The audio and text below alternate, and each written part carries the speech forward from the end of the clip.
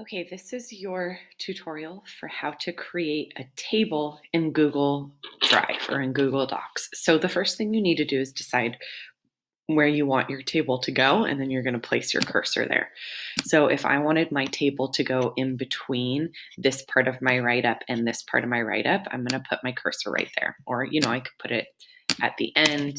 Just need to find some blank space. I'm gonna put it in the middle just because that seems slightly more complicated. And then I'm going to center my cursor. Now I'm going to go to Insert, and I'm going to scroll down to Table. And then you'll see a whole bunch of little boxes, like a little grid pop up here that you can drag to be as big as you want it to be. I don't need a table right here, but I'm going to go ahead and why don't I do a 3 by 5 table. This means I'll have 3 columns and 5 rows. So I'm going to drag it to that and then click it. And there you go. I have my table. Now you'll notice that as I start typing in here, everything is aligned left and I don't have any fancy font or stuff like that. So you can format these cells just like you would your normal paper. So let's say that I wanted my top row to have everything be center aligned. So I'd highlight my top row, then I'd go to center align. Let's say I also want it to be bold. Maybe I want a fancier font like, I don't know, let's try this one. Now, when I type in there, it's center aligned and I have a different font. Another thing that you can do with a table is you can highlight any cells you want to apply this to. A lot of times you'll see people do it at the top row because that's normally where the heading goes for each of the columns. You can scroll up here. You have this pane, and you'll see that background color will pop up once you insert a table. Like when you're clicked in the table, it'll be there. If you're not clicked in the table, it won't be there. So you have to be clicked in the table. You can go to background color, and then you can choose a fill color. Let's see. I really like this color. I'm going to choose this one. And if I did it just for that one, but I could also highlight multiples at a time and do the same thing. Okay, so now I have some background color. So maybe this doesn't really apply to my write-up because you'll see, go back, because you'll see that mine is on shelter and sustenance. But what if I had the religion write-up maybe? I might have the name of gods.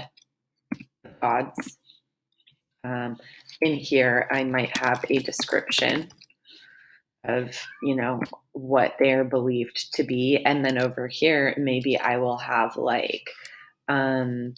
dates of celebration for those gods. I don't know if there's a special day where you celebrate each deity, or if I was doing economics or something, I might have job titles, job description,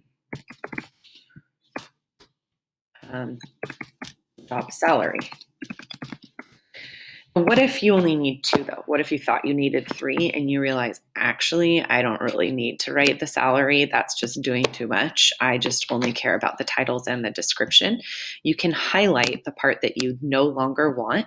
And then you do I think you have a couple ways to do this. The way I always do it is I do a right click, and then I can delete the column down here. I think that you can also, let's try it, highlight it.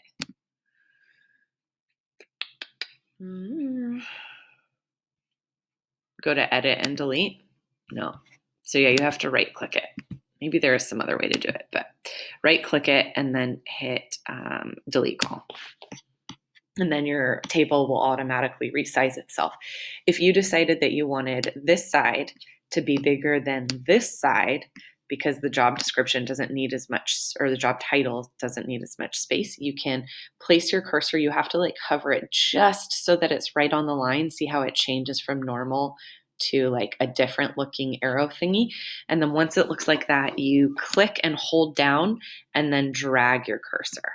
And so that changes the size. Okay. And you know how we deleted a row? If you find yourself in the opposite position and you realize, uh-oh, I need another row, you can do that same thing where you right click and you can say either insert row below. So now I have another row, and you could insert row above. Now I have another row, or you could insert a column.